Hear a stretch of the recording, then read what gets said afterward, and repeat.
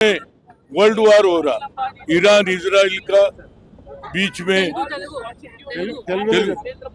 ఇవాళ Iran Israel issue వచ్చి America Trump దానికి మద్దతు ఇవ్వడం, దానివల్ల ఎన్నో ఆయిల్ ట్యాంకర్లు బలగొట్టడం, ఎంతో మంది చనిపోవడం జరిగింది. మన భారతీయులు అరబ్ కంట్రీలు ఉన్న వాళ్ళు ఇప్పటివరకు 130,000 మంది బయటకు వచ్చిండ్రు. కనుక నా ఉద్దేశం నరేంద్ర మోడీ ఏమన్నాడు, పాకిస్తాన్ ఇండియా మీద అటాక్ చేద్దాం, పాకిస్తాన్ కా వార్ రోక్ ది అన్నాడు. ఇవాళ వారు ఎందుకు ఆపుతలేడు? దానివల్ల ఎంతోమంది పరేషాన్ అవుతున్నారు. కనుక పార్లమెంట్ లో రాహుల్ గాంధీ గారు అపోజిషన్ లీడర్ గా మాట్లాడితే ఆయనను మాట్లాడనియరు.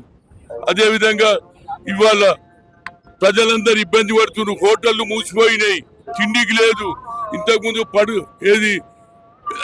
కట్టెలతోటి పెడకలతోటి కొట్టి అందరు గ్యాస్ ఉన్నది, గ్యాస్ అంతా తక్కువ పడిపోయింది. ప్రధానమంత్రి తొందరగా వారు ఆపడానికి ప్రయత్నం చేయమని కోరుతున్న, ఎంతమంది చంపుతాం అనేది నా ఉద్దేశం.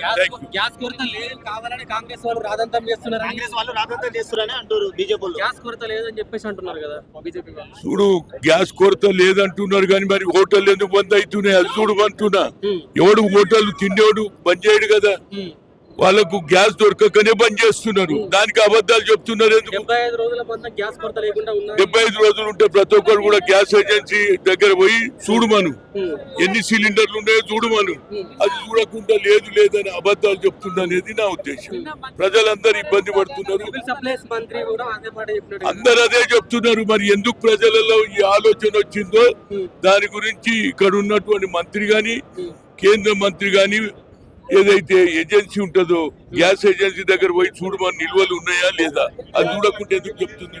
ఇవాళ నేను అడిగిన, మా ఇంట్లో 4 గ్యాస్ సిలిండర్లు కావాలి, 2 ఇచ్చిండ్రు. ఏమంటానా, ఏమనుకోకి అంటున్నారు. ఏం చెప్తారు, 4 పోయి 2కి వచ్చింది. ఇక వేరేడైతే అడిగేందుకే ఛాన్స్ లేదు. కనుక కొరత ఉన్నది. దీనికి ఒకటే ఆలోచన, ఈ వార్ను తగ్గిస్తే ప్రజలకు న్యాయం జరుగుతుంది.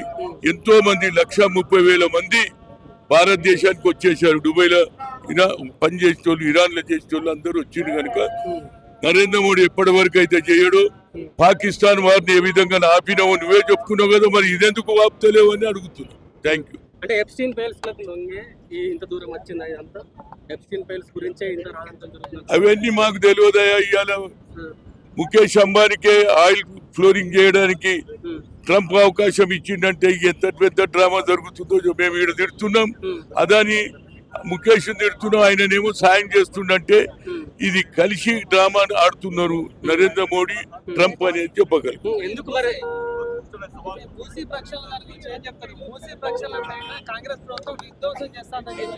విధ్వంసం అంటే మాది మహాత్మా గాంధీ పార్టీ. విధ్వంసం అంటే ప్రజలలో పోయి చెప్తాము, అన్యాయం జరుగుతుందని చెప్తాం. విధ్వంసం అంటే మేము కాలుస్తామా లేకుండా పొడుస్తామా? మా కల్చర్ అది కాదు.